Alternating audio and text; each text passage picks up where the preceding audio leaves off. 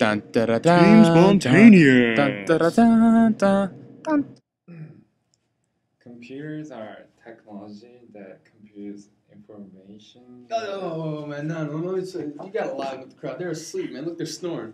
That guy in the back right is snoring. I can see him right there. And they're like, yeah, you with the blonde hair. Anyway, let me tell you, this is how it goes down. This is what computers are. They are machines that compute information. Information is knowledge. Knowledge is power. So this is how it begins.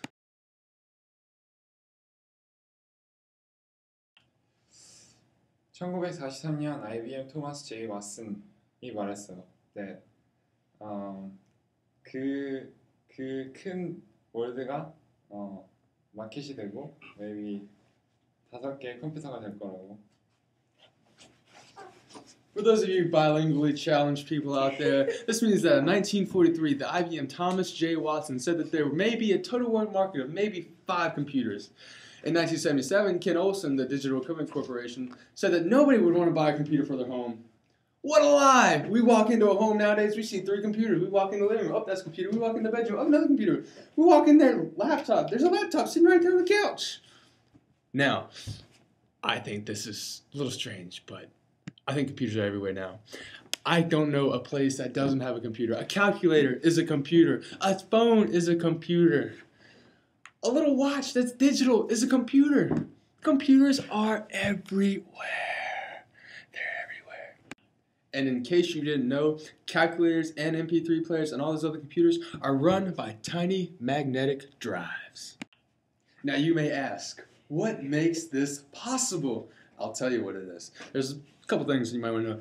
Transistors, which are itty bitty tiny electrical circuits. Now, a digital circuit is a network of interrelated parts that work together to provide a common function. Discussion time. Now, please, we would literally like you to cooperate. So we'll probably go around to each and every one of you and ask you these specific questions. Would you like to take over and ask them the questions? What do you think about computers? And there's one bad of computers, and there's one good point of computers. Also, do you think the computers are being overused or not used enough? What are your thoughts on this? Pause the video for discussion now. When it comes to the consumer, there are 2 things that a consumer will look at for what exactly a computer they want or they would like to buy. There are 2 views, the physical view and the logical view. Logical views are questions like, can it be used to do arithmetic?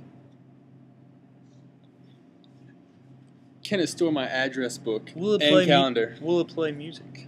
Can it make phone calls? There are 2 views when it comes to looking at an electronic device or computer device.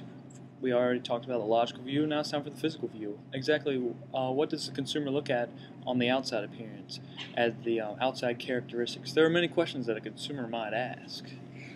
Like, how much does it weigh, or how big is it? Is it energy efficient? How long do the batteries last? Does it warm up when you use it? How fast is it? How reliable is it? Weighing in at 63 pounds, 19 inches deep, and over a foot tall, the Burroughs Class 1 Model 9 adding machine. Able to do enough calculations that involve 10 digits. Cell broadband engine developed by IBM, Sony, and Toshiba. Weighing in at who knows what. It's so small at 10 millimeters by 20 millimeters. But this little bad boy has the ability to do 256 billion arithmetic operations per second and consumes 80 watts of power. Now, as you can tell, we've given you 2 computing devices, the Cell broadband engine and the Burroughs adding machine. Burroughs adding machine introduced in 1905, and the Cell broadband engine released just before the creation of the PS3, PlayStation 3. Obviously, how much technology they can, or how much computational arithmetic they can perform is completely different, and it just shows that from how computers have come along since 1905. quick question for you guys out there: Who are sleeping? Who, man? How have you seen computers change or evolve in your lifetime? I haven't ended it yet. How have you seen? Computers have really come a long ways, and the only way that they can get better is if parts get smaller. In fact, computers are getting so small that undergraduates at Notre Dame have proposed molecular switches, basically electrical switches and transistors that are made out of molecules, specifically ruthenium number 4, whatever that is.